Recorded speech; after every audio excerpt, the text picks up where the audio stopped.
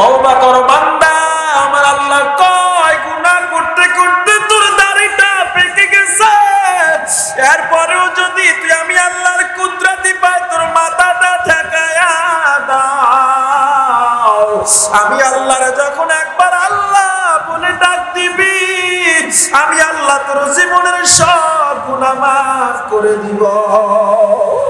আমি আল্লাহর একবার ডেকে দেন, আমি আল্লাহ তোর একটা ডাকে 70 থেকে 99 বার জবাব দিয়া দিব। অন্তরটারে আল্লাহর দিকে ঝুঁকাইয়া জোরে একবার ডাক দাও আল্লাহ, আর জোরে ডাক দাও আল্লাহ। আমার আল্লাহ কয় বান্দা তওবা কর, তওবার দরজা বন্ধ হয় না। আমি আল্লাহরে যখন ডাকু, আমি আল্লাহ তোর জবানটার দিকে তাকায়া থাকি। তোর তো আমি আল্লাহ বড় মায়া কইরা বানাইছি। আমি আল্লাহ তোর জাহান্নামে ফলানোর জন্য বানাই না, কারণ আমি আল্লাহ ভালো করে জানি ওই জাহান্নামের আযাব সহ্য করার ক্ষমতা তোর মধ্যে নাই। দুনিয়ার আগুন হাতে লাগলে হাত জ্বলে, দুনিয়ার আগুন পায়ে লাগলে বান্দা পাও জ্বলে। জাহান্নামের আগুন এত কঠিন, আল্লাতি তাতলিউ আলাল আফইদা, শরীরের যে কোনো অঙ্গে লাগার সাথে সাথে কলিজা পর্যন্ত ভুনা হয়ে যাবে। জাহান্নামের আগুনকে 1000 বছর করে তাপ দেওয়া হয়, 1000 বছর করে তাপ দেওয়ার পর 3000 বছর তাপ দেওয়া হয়, হাত্তাল আসওয়াদা জাহান্নামের আগুন কালো হয়ে যায়। আমার আল্লাহ ডাক নিয়ে কয় ও ফেরেশতারা এবার হবে, জাহান্নামের আগুনকে বার রেখে দাও। জাহান্নামের আগুন কালো হয়ে গেছে, জাহান্নামের আগুন এত তেজি হবে বান্দা গো। আল্লাহ নবী জানায় দেয় জাহান্নাম কিয়ামতের দিন 500 বছরের দূরত্বে যখন থাকবে, ওই 500 বছরের দূরত্বে বসিয়া বেঈমান নাফরমানের গলাটা শুকা যাবে, জিহ্বাটা নাভি পর্যন্ত বের হয়ে যাবে। বেঈমান নাফরমানগুলো পানি পানি বলে চিল্লাবে, কেউ পানি দিবে না, কেউ তাকে সাপোর্টও করবে না। আল্লাহ যখন বিচারের কাজটা শুরু করবেন, বিচারের কাজ করার জন্য প্যালেস্টাইন বর্তমান সিরিয়ার জমিনে আমার আল্লাহ একটা চেয়ার নিয়ে বসে যাবে। আল্লাহ তাআলা সেদিন একটু রাগের হুঙ্কার দিবে। আমার আল্লাহ তাআলা সেদিন রাগের হুঙ্কার দিবে। দুনিয়ায় দেখছো আমার মায়া, আজ দেখবি আমি আল্লাহর রাগ কত ভয়ঙ্কর। আমার আল্লাহ প্রথম হুঙ্কার দিবে, আইনাল জাব্বারুন আইনাল মুতাকাব্বিরুন আইনা মুলুকিল আরদ। কই জমিনের নেতা, কই জমিনের প্রভাবশালীরা, কই জমিনের প্রতাপশালীরা? লিমানিল মুলকুল ইয়াউম লিল্লাহিল ওয়াহিদিল কাহ্হার। আমার আল্লাহ হুঙ্কার দিয়ে বলবে আজকের রাজত্ব কার, আজকের বাদশাহী কার? ও দুনিয়ার রাজা, ও দুনিয়ার বাদশা, আমাকে জবাব দে, আজ রাজত্ব কার? আল্লাহর হুঙ্কারটা তো ভয়ঙ্কর থাকবে। আম্মা জান আয়েশা বলে মানুষগুলো একদিন আর 2 দিন না 50,000 বছর বেহুশ হয়ে সিজদারত অবস্থায় থাকবে। 50,000 বছর পর মানুষগুলো যখন উঠবে, কেউ তাকায় দেখবে হাঁটু পর্যন্ত ঘাম, কেউ তাকায় দেখবে থুতনি পর্যন্ত ঘাম, কেউ ঘামের মধ্যে আবার সাঁতার কাটতেছে। আম্মা জান আয়েশা বলে নবী আমার কিয়ামতটা কেমন হলো? আল্লাহ নবী দেখতে কয় আয়েশা, ওই কিয়ামত এত ভয়ঙ্কর হবে, মা সন্তানকে চিনবে না, সন্তান মাকে চিনবে না। এক ফোঁটা নেকির জন্য সন্তান মায়ের পিছনে দৌড়াইবে আর বলবে মা গো একটা নেকি দাও। একটা নেকির কারণে জাহান্নামে চলে যায়, একটা নেকির অভাবে জাহান্নামে চলে যাই মা, আমার মায়ের পিছনে সন্তান যেমন দৌড়াবে, সন্তানের পিছনে মাও দৌড়াইতে থাকবে। এক ফোঁটা নেকির জন্য বাবা সন্তানের পিছনে দৌড়াইতে থাকবে। ওদিক দিয়া হিসাবের কাজ আমার আল্লাহ শুরু করার আগে আগে আমার আল্লাহর রাগ কমানো যায় না, আমার আল্লাহর রাগ কমানো যায় না। আল্লাহর রহমান নাম অর্থ দয়ালু আল্লাহ, আর কহ্হার অর্থ আমার রাগী আল্লাহ। আমার আল্লাহ আজকে দেখবি কহ্হার নামের কার্যক্রম, আমি আল্লাহ কত ভয়ঙ্কর। আমার আল্লাহর হুঙ্কারে 50,000 বছর বেহুশ হয়ে থাকবে, মানুষগুলো যখন উঠবে পাগলের মতো দৌড়াদৌড়ি শুরু করবে, কার কাছে যাব, কার কাছে সাপোর্ট পাবো। মানুষগুলো দৌড়াইতে দৌড়াইতে পয়গম্বর আদমের কাছে যাবে, আর গিয়া বলবে নবী গো, আপনি তো আমাদের আদম, আপনি আমাদের আদি পিতা, আমাদেরকে বাঁচান। وقال آدم سفيه الله نفسي نفسي وقال موسى كليم الله نفسي نفسي وقال عيسى روح الله نفسي نفسي। সব নবীরা পর্যন্ত নাফসি নাফসি বলবে, সব নবীরা পর্যন্ত বলবে আমার জান, আমার প্রাণ, আমি তোমাদেরকে বাঁচাতে পারবো না, হেল্প করতে পারবো না, তোমরা যাও যাও যাও, অন্য জায়গায় যাও, আমার কাছে কোনো সাপোর্ট পাইবা না। এই মানুষগুলো এবার পাগলের মতো দৌড়াইতে থাকবে। এদিক দিয়ে আমার আল্লাহ জিবরিলকে ডাক দিয়া বলবে, জিবরিল এদিকে আসো। জিবরিল যখন আল্লাহর কাছাকাছি চলে আসবে, আল্লাহ ডাক দিয়া বলবে, জিবরিল আমার নবীকে নিয়ে আসো, আমি বিচারের কাজ আমার হাবিব রিসালা শুরু করব না। আল্লাহু আকবার বলেন, আল্লাহু আকবার। আল্লাহ তাআলা যখন আল্লাহর জিবরিলকে পাঠাবেন, যাও যাও নিয়ে আসো আমার হাবিবরে, নিয়ে আসো, আমি বিচারের কাজ শুরু করব। জিবরিল আমিন গোটা দুনিয়ায় দৌড়ায়, কোথাও আমার নবীরে তালাশ করে পায় না, গোটা দুনিয়াটা মরুভূমি অবস্থা। ইসরাফিলের সিংহার ফুৎকার এত ভয়ঙ্কর, গোটা দুনিয়াটা সমান হয়ে গেছে। ইদাস সামাউ ফাতারাত, আসমানটা ইসরাফিলের সিংহার ফুৎকারে ফেটে যাবে।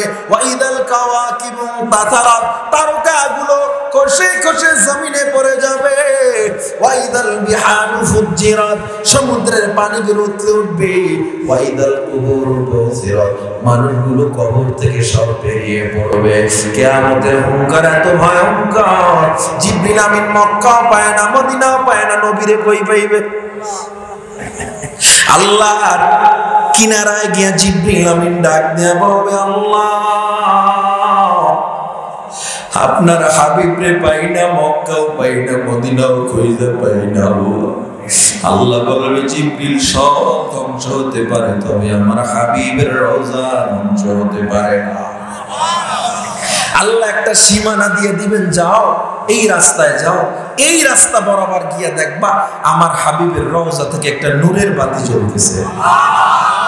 নূরের বাতিটা কত বড় বলে, এই বাতিটা সরাসরি আমি আল্লাহর আরশে কুরসির সাথে লেগে আছে। জোরে কোন আল্লাহু আকবার। জিবরিল আমিন এবার দৌড় দিবে, আল্লাহ দেখানো পথে পথে জিবরিল আমিন চলে যাবে। জিবরিল আমিন গিয়া দেখবে আসলে নবীর রওজা থেকে নূরের বাতি জ্বলতেছে। জিবরিল আমিন এবার তার দুই ডানা দিয়ে কবরের দুই পাশে আঘাত করবে। ইফতাহুল কুবুর, সাথে সাথে কবরটা ফাঁকা হয়ে যাবে।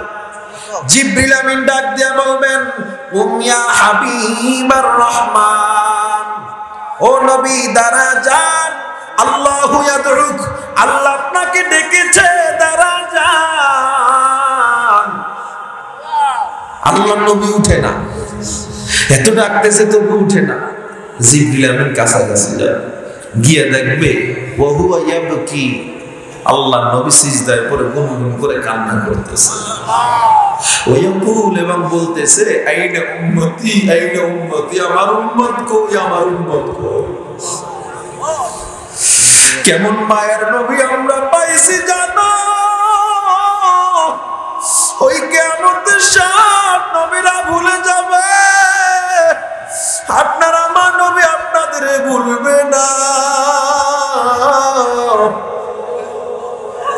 জিবরিল আমিন নবীজির দুটো ডানা ধরে যখন দাঁড় করাবে, হাদিসে বলা হয় নবীর সিজদায় পড়া অবস্থায় তার ডানায় কাদা মাটি লেগে থাকবে। জিবরিল আমিন বলবে আল্লাহ আপনারা ডেকেছে, তাড়াতাড়ি চলে। আল্লাহ নবী ডানে তাকায় বামে তাকায়, আমার উম্মত কই? জিবরিল আমিন বলে নবী আমার, আল্লাহর রাগের সামনে কেউ দাঁড়াতে পারে না, আপনাকে আমি কিছুই বলতে পারবো না, আপনার উম্মত কই? কারণ ফেরেশতারা পর্যন্ত আল্লাহর সামনে যেতে ভয় পাচ্ছে। আল্লাহ তাআলা মাকামে মাহমুদ নামে নবীজির জন্য একটা জায়গা বানাবেন। যেই মাকামে মাহমুদে আল্লাহ নবীর জন্য একটা চেয়ারও বানাবে। জিবরিল আমিন মাকামে মাহমুদে বসাক, মাকামে মাহমুদে ঢুকাইয়া আল্লাহ নবীকে বলবেন ইজলিস আবুনা, ও নবী আপনি চেয়ারে বসে পড়ুন। কেননা চেয়ারটা আল্লাহ আপনার জন্যই বানাইছে। সুবহানাল্লাহ। আল্লাহ নবী বসে না দাঁড়ায় রয়েছে, বসে না দাঁড়ায় রয়েছে। আল্লাহ মাকামে মাহমুদের বাহিরে আল্লাহ সিংহাসন। আল্লাহ এবার ডাক দিয়া বলবেন লিমালা তাজলিস ইয়া হাবিবার রহমান, ও নবী আপনি কেন বসেন না, কেন বসেন না? ও নবী আপনি বসে যান।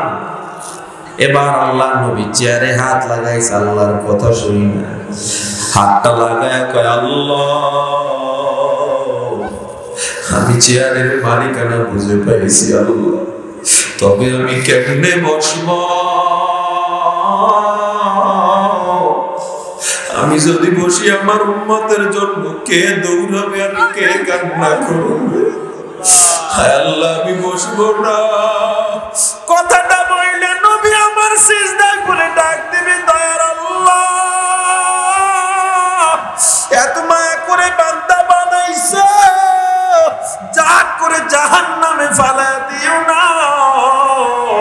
ও আল্লাহ তোমার জাহান্নামকে ফিরাও, জাহান্নামের আওয়াজ কিয়ামতের ময়দানটা থরথর করে কেঁপে উঠবে।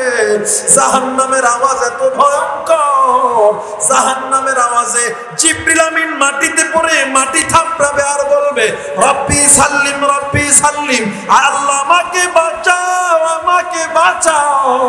ওই জাহান্নাম মনে হয় আমি জিবরিলকেও ছাড়বে না, আয় আল্লাহ আমাকে বাঁচাও। যেখানে নবীরা পর্যন্ত সিজদায় পড়ে জাহান্নামের ভয়ে কান্না করবে, তখন আপনার আমার নবী সিজদায় পড়ে বলবে রব্বি হাবলি উম্মতি, আয় আল্লাহ আমার উম্মতকে বাঁচাও, আয় আল্লাহ আমার উম্মতকে বাঁচাও। আল্লাহু আকবার, জবান খুলে বলেন আল্লাহু আকবার। আমার উম্মতকে বাঁচাও। সব নবীরা পর্যন্ত বলে নাফসি নাফসি, আর আমার নবী বলে উম্মতি উম্মতি। আল্লাহ তাআলার কুদরতি কুরসির কিনারায় নবী চলে যাবে। কুদরতি কুরসির পিছনে গিয়া আল্লাহর নবী মার জুড়ে ডাক দিবে ও দয়ার আল্লাহ, আর তুমি রাগ করে জাহান্নামের আসামি আমাদের বানাইও না, বড় মায়া করে বান্দা বানাইছো, কেমন করে রাগ করে জাহান্নামে ফেলা দিবা। আদর করিয়া মানুষ আল্লাহ বানায়া, আদর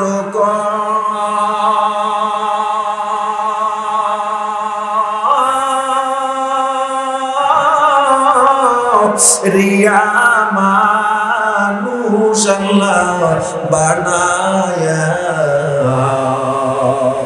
কেমনে দিবা জান্নাতে পালায়া। আমরা যখন জান্নামে জ্বলিবে, বান্দা যখন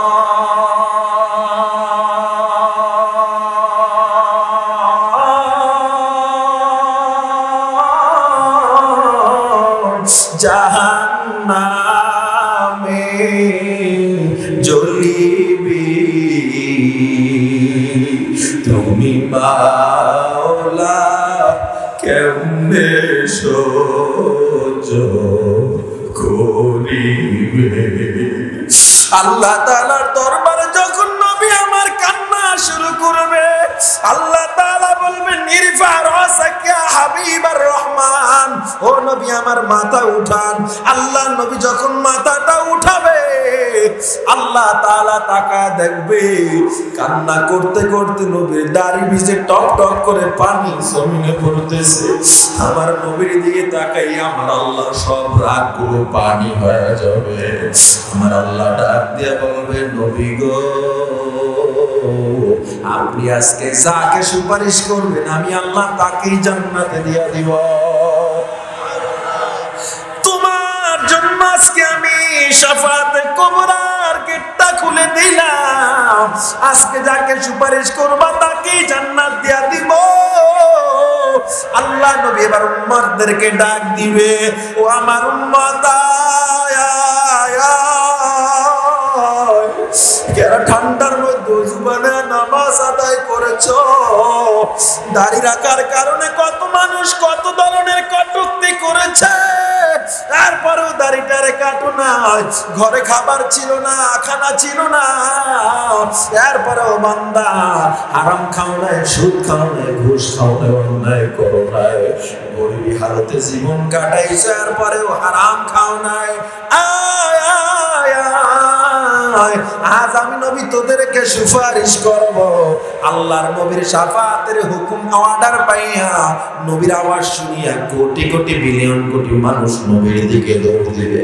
আল্লাহর নবীর দিকে যখন সবাই দৌড় দিবে, এর মধ্যে বেঈমানরা ওই জামাতের মধ্যে ঢুকে যাবে। আল্লাহর নজরটা বেঈমানদের দিকে পড়ে যাবে। আল্লাহ বলবেন খুযুহু ফাগুল্লু সুম্মাল জাহিমা সাল্লু, ওইগুলারে ধর, পাকড়াও কর, টান দিয়া জাহান্নামে ফেলায় দে। জাহান্নামটা কেমন? বলে জাহান্নামের উপর থেকে যদি একটা পাথর ফেলে দেওয়া হয়, ওই পাথরটা জাহান্নামের তলদেশে যেতে যেতে 70 বছর সময় লেগে যাবে। জাহান্নামে তোমার। এবার নবীর দরবারে আল্লাহ এমন কান্না করবে, আমার আল্লাহ আবার যখন ওই মানুষগুলোরে ফিরিস্তারা শিকল লাগায় জাহান্নামের দিকে টানতে থাকবে, নবী আবার দেখে নবী আবার সিজদায় পড়ে যাবে। সিজদায় পড়ে কাঁদবে, বলবে আল্লাহ আপনার জাত ও পাক ও সিফাতের কসম, আমার একটা উম্মত যদি জাহান্নামে যায় আমি নবী জান্নাতে ঢুকবো না।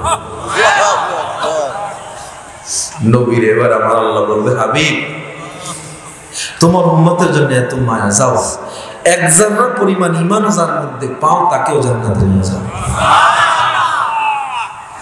নবী এবার তালাশ করবে এক জাররা পরিমাণ ঈমান কোথায় পাওয়া যায়।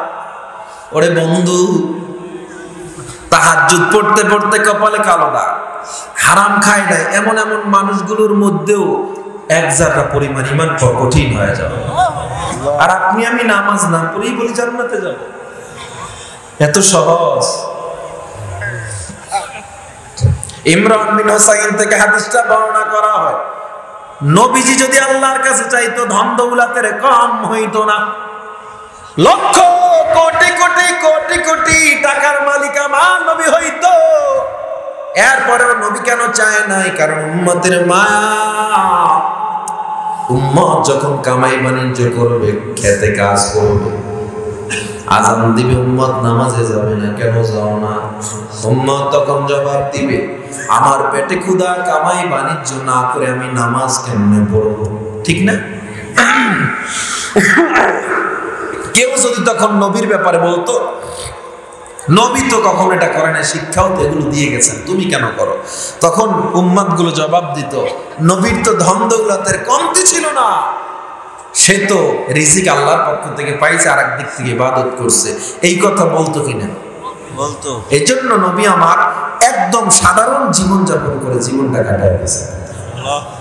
ইমরান বিন হুসাইন থেকে হাদিসটা বর্ণনা করা হয়, মুসলিম শরীফের হাদিস। আল্লাহর নবীজি খন্দকের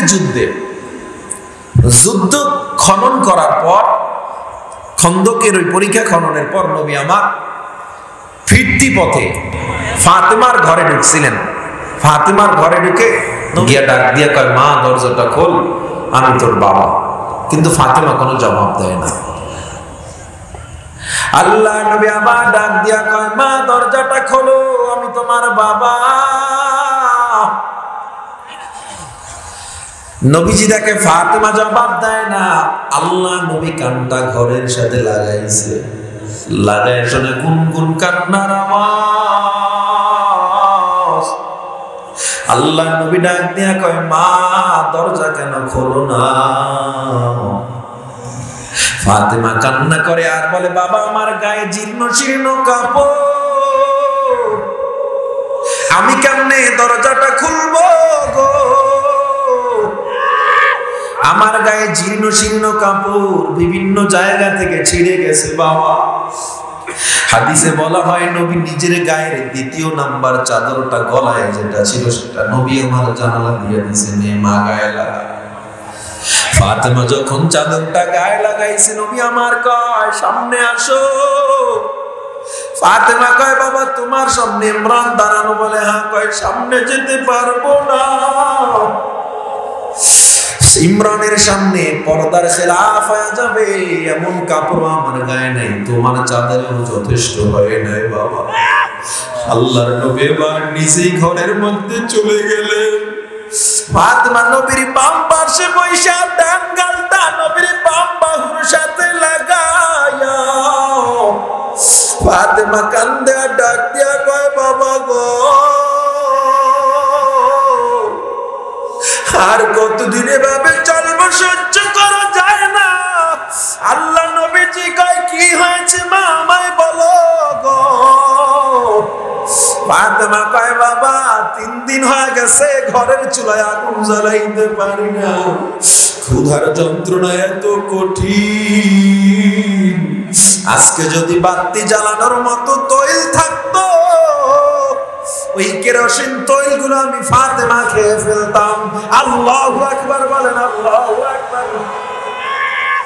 আল্লাহর নবী এবার ডাক দিয়া কয়, মা তোমার ক্ষুধার যন্ত্রণা এত কঠিন, আমার হাসান হুসাইনের খবর কে একটু আমায় বলো।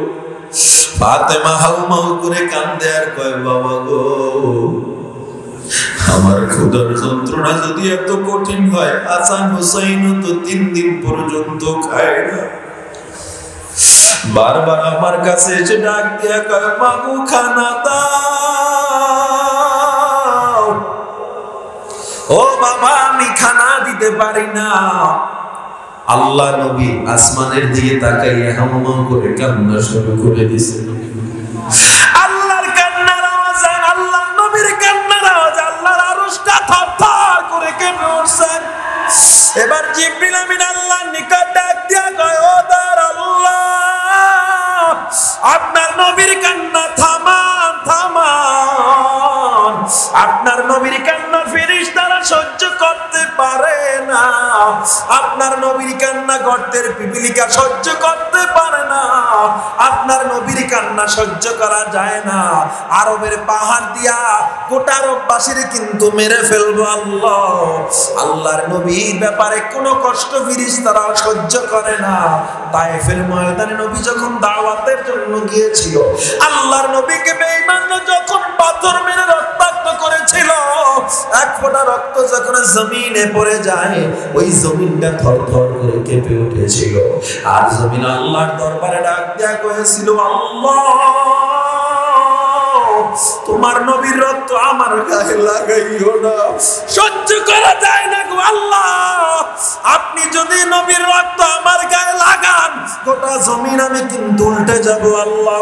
জিবরিল আমিন এসে ডাক দিয়া কয়, ও নবী আমার একবার বলে দেন, এই তায়েফের পাহাড় দিয়া তায়েফটাকে ধ্বংস করে দিব। কেমন মায়ার নবী জানো? আল্লাহ নবী তখন দোয়া করে, আল্লাহুম্মা হাদি কওমি লিআন্নাহুম লা ইয়ালামুন। আয় আল্লাহ আমার কওমকে maaf করে দেন, আমার কওম বুঝে নাই, তাদেরকে হেদায়েত দিয়ে দাও। জোরে বলুন সুবহানাল্লাহ। ও মুসলমান, যখন ফাতেমা কান্না করে, নবী কান্না করে, হাসানের ঘুম ভেঙে যায়, হুসাইনের ঘুম ভেঙে যায়। হাসান লাফ দিয়ে এসে নবীর কোমরটা জড়ায় ধরছে, হুসাইন আমার নবীর হাঁটু দুইটা জড়ায় ধরছে। জড়ায় ধইরা ডাক দিয়া কয়, না না ভাই, ক্ষুধার যন্ত্রণা সহ্য করা যায় না। আনতাল কাদি ইয়া রাসূলুল্লাহ, আপনি তো বিচারক। ও আল্লাহর নবী, আমার নানা যান, আজকে একটা বিচার না করলে আপনারে মানি না। আল্লাহর নবী কয়, কিসের বিচার? কয়, ও নানা গো, আপনার মেয়ের বিচার করে কথাটা বইলা পেটের থেকে গেঞ্জিটা চাদরটা সরাইয়া দিছে। আর কয়, তাকায় দেখেন নানা ভাই, আমাদের পেটটা পিঠের সাথে লাগিয়ে গেছে। আপনার মেয়ে 3 দিন পর্যন্ত খানা দেয় না। ও নানা, আজকে বিচার করেন। আল্লাহ নবী হাসান হুসাইনকে জড়ায়া কান্না শুরু করে দিছে। আর কয়, ওয়াসবিরিয়া হাসান ওয়াল হুসাইন, ধৈর্য ধরো হাসান হুসাইন, ধৈর্য ধরো, আল্লাহ আমাদের সাথে আছেন, টেনশন করবা না। হাসান হুসাইনের কান্না বন্ধ হয় না। আল্লাহর নবী এবার কয়, তোরা আমার কাছে বিচার চাও, আমার কাছে খবর নাও। তোর নানার খবর তোরা একবারও নিছো নাকি, আমি কেমন আছি? আল্লাহর নবী এবার নিজের পেটের থেকে চাদরটা সরাইয়া দিছে। আর কয়, টাকা দেখ, তোরা তো 3 দিন পর্যন্ত খাও না, আর তোর নানা 7 দিন পর্যন্ত খায় না। দেখ, আমি পেটে পাথর বাঁধা। এ বান্দা, মিশকাত শরীফের হাদিসে বলা হয়, কেন পাথর পেটে বেঁধেছিল নবী আমার? কারণ ওই মরুভূমির মধ্যে ধুধু মরুভূমি, বালু উত্তপ্ত গরম, ঠান্ডা বলতে কিছুই ছিল না। ঠান্ডা বলতে শুধু একটা পাথর ছিল। রৌদ্রের তাপ যত বাড়তো, ওই পাথর ততই ঠান্ডা হইত। ক্ষুধা লাগলে পেট যেমন গরম হয়ে যায়, মানুষ সহ্য করতে পারে না। আমার নবী পেটটাকে ঠান্ডা করার জন্য পেটের ভিতরে পাথর বেঁধে দিনের দাওয়াত দিয়েছিলেন। হাসান হুসাইনকে কয়, টাকা দেখ, আমার পেটে পাথর বাঁধা। আল্লাহু আকবার, জোরে পড়েন আল্লাহু আকবার। ও যুবক, ও বৃদ্ধ বাবা গো, সেই নবীকে কেমনে কাঁদাও, সেই নবীর সিনায় কেমনে আঘাত দাও। অন্তরটাকে আল্লাহর দিকে মাইল করে নাও। গুনাহ করা যাবে না, নামাজ ছাড়া যাবে না, সুদ খাওয়া যাবে না, ঘুষ খাওয়া যাবে না, অন্যায় করা যাবে না। এই জীবনটাকে আল্লাহর রঙে রঙিন বানায় নাও। ওরে বান্দা, ইসলামটা কত সুন্দর। ইসলামকে ফালাইয়া তুমি কোন কোন ধর্মের পিছনে দৌড়াইতেছো? ওয়েস্টার্ন কান্ট্রি, পশ্চিমা সভ্যতার মডেলিং তোমার মজা লাগে। ও যুবক, ঋগ্বেদ, গীতা, বাইবেল, রামায়ণ রিসার্চ করিয়া মুসলমানরা বিধর্মী হয় না, বরং কোরআন রিসার্চ করিয়া বিধর্মীরা মুসলমান হয়। ১৫০০ বছর হয়ে গেল, আজ পর্যন্ত কোরআনের একটা হরকতের ভুল কেউ বের করতে পারে নাই। ভুল যারা বের করতে গেছে, তারাই নিজের ভুল ধরা পড়ে মুসলমান হয়ে গেছে। আজ বেঈমান না কালেমা পড়ে মুসলমান হচ্ছে। ইহুদি খ্রিস্টানরা দেখতেছে ইসলামের মতো সুন্দর ধর্ম নাই, একমাত্র কোরআন, একমাত্র গ্রন্থ, যেখানে আমার আল্লাহ চ্যালেঞ্জ করে দিয়েছেন, হাতু বুরহানাকুম, পারলে একটা দলিল আনো, ফাতু বিসূরাতিন মিন মিথলি, পারলে একটা কোরআনের মতো সূরা বানা দেখাও। আল্লাহর চ্যালেঞ্জের বয়স ১৫০০ বছর, আজ পর্যন্ত তার চ্যালেঞ্জ কেউ গ্রহণ করতে পারে না। ঠিক কিনা জোরে বলেন? এই ইসলাম এত সুন্দর, ইসলামটা এত সুন্দর। ফেরাউন আল্লাহর সাথে দুশমনি করেছে ৩১১৬ বছর। লোহিত সাগরে ফেরাউনের লাশ ছিল, পচে নাই, গলে নাই, পশু পাখি মশা মাকড় পর্যন্ত তারে খায় নাই। এই ফেরাউন প্রমাণ হয়েছে, কোরআনে ফেরাউনের ঘটনা উল্লেখ হয়েছে। 18 জন বিজ্ঞানী রিসার্চ করতে গিয়া সেখানে মুসলমান হয়ে গেছে। তার মানে বোঝা যায়, বান্দা, কোরআন সত্য, হাদিস সত্য। যদি স্মার্ট কোন ধর্মের কথা বলেন, কোরআনের চেয়ে স্মার্ট কোন ধর্ম নাই, কোরআনের চেয়ে পাওয়ারফুল কোন, ইসলামের চেয়ে পাওয়ারফুল কোন ধর্ম নাই, শান্তির কোন ধর্ম নাই। এই জন্য জীবনটাকে আল্লাহর রঙে রঙিন বানাও, ইসলামের রঙে রঙিন বানাও। শিক্ষা ব্যবস্থার কথা যদি বলো, বান্দা, আমাদের মাদ্রাসার দিকে তাকাও, কি বিদ্যা আমরা শিখাই না। ইংরেজি, সমাজ বিজ্ঞান, ভূগোল, বাংলা, আরবি সব শেখানো হয়। কোরআনের মধ্যে এমন কোনো জ্ঞান নাই, কসমোলজি বিদ্যা, অ্যাস্ট্রোলজি, বায়োলজি, জিওলজি, ফিজিক্সের জ্ঞান, পদার্থ বিজ্ঞান, মহাকাশ বিজ্ঞান, পৃথিবী সৃষ্টি তত্ত্ব, বিগ ব্যাং থিওরি থেকে শুরু করে রাষ্ট্রবিজ্ঞান, সমাজ বিজ্ঞান, এমন কোনো বিদ্যা নাই যা কোরআনে নাই। ঠিক কিনা জোরে বল? সেই কোরআন মানা যাবে তো ইনশাআল্লাহ? সেই হাদিস অনুযায়ী জীবন চালানো যাবে তো ইনশাআল্লাহ?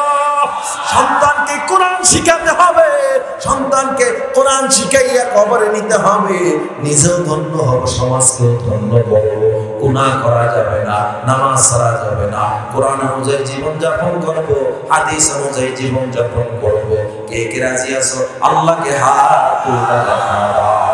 নারায়ে তাকবীর, নারায়ে তাকবীর। আল্লাহ কবুল করেন, পড়েন আমিন। জোরে কান আমিন।